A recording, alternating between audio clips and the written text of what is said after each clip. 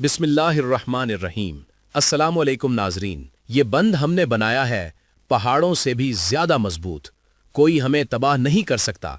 लेकिन अचानक आवाज गूंजती है, बंद टूट गया, खुदा के लिए भागो, पानी आ रहा है। और फिर चीखें, या अल्लाह, हमसे गलती हो गई, हमें बचा ले। ये वो मंजर है जहां एक अजीम और खुशहाल कौम अपनी ही आंखों के सामने तबाही में डूब रही थी।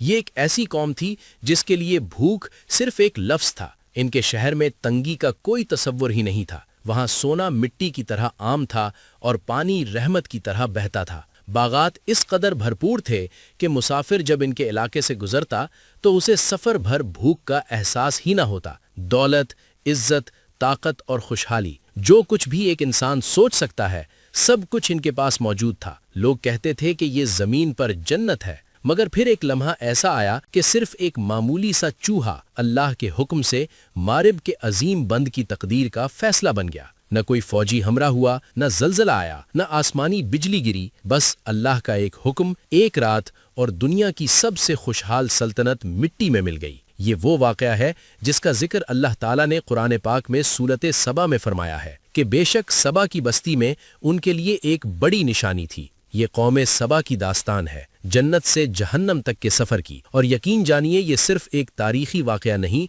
बल्कि हम सब के लिए एक सबक है। आज जब हम अपनी दौलत, अपने घरों और अपनी कामयाबियों पर फख्र करते हैं, तो क्या हम वही गलती तो नहीं दोहरा रहे जो कौम सबा ने की थी? क्या वाकई एक छोटा सा चूहा अल्लाह के हुक्म से पूरी सल्तनत को तबाह कर सकता है? और क्या शुक्र भूल जाना इतना बड़ा गुनाह है कि रहमत अजाब में बदल जाए? कौम सबा अरब के जुनूबी हिस्से मौजूदा यमन के इलाके में आबाद थी। ये कोई आम कौम नहीं थी बल्कि दुनिया की सबसे खुशहाल कौमों में शुमार होती थी। इनकी ज़मीन ज़रखेज़, हवा खुशगवार और बारिश निहायत मुतवाज़िन थी। न ज़्यादा गर्मी न सख्त सर्दी, हर मौसम मोतदिल और हर फसल भरपूर। मगर इनकी असल ताकत मारिब का अजीम बंद था। यही बंद पहाड़ों से आने वाले पानी को रोककर दोनों अतराफ के बागात को सैराब करता था।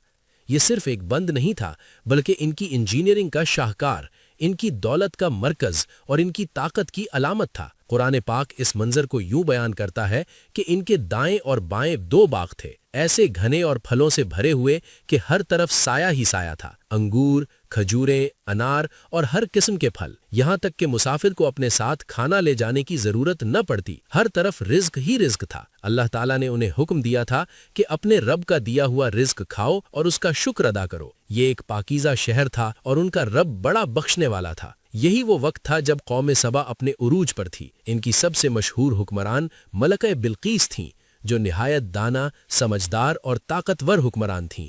इनका तख्त अजीम था और इनकी सल्तनत दूर दूर तक मशहूर थी। इनका जिक्र अल्लाह के नबी हजरत सुलेमान अलैहिस्सलाम तक पहुंचा। हजरत सुलेमान अलैहिस्सलाम को अल्लाह ने बेमिसाल ताकत अता फरमाई थी। जिन्नात उनके ताबे थे, परिंदे उनकी जबान समझते थे और हवा भी उनके हुक्म से चलती थी।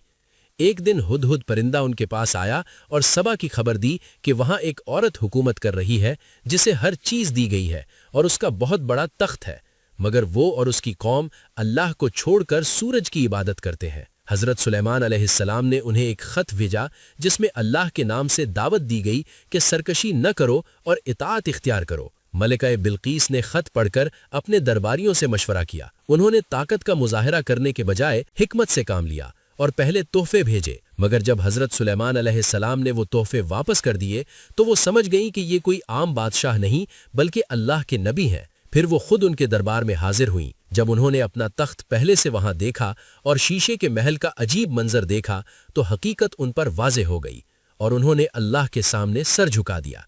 यूं वो और उनकी कौम ईमान ले आई। ये कौम का रूहानी और दुनियावी उरूज था। मगर वक्त के साथ हालात बदलने लगे, नस्लें बदल गईं और नई नस्लों ने अपने बुजुर्गों की नसीहतें भुला दीं।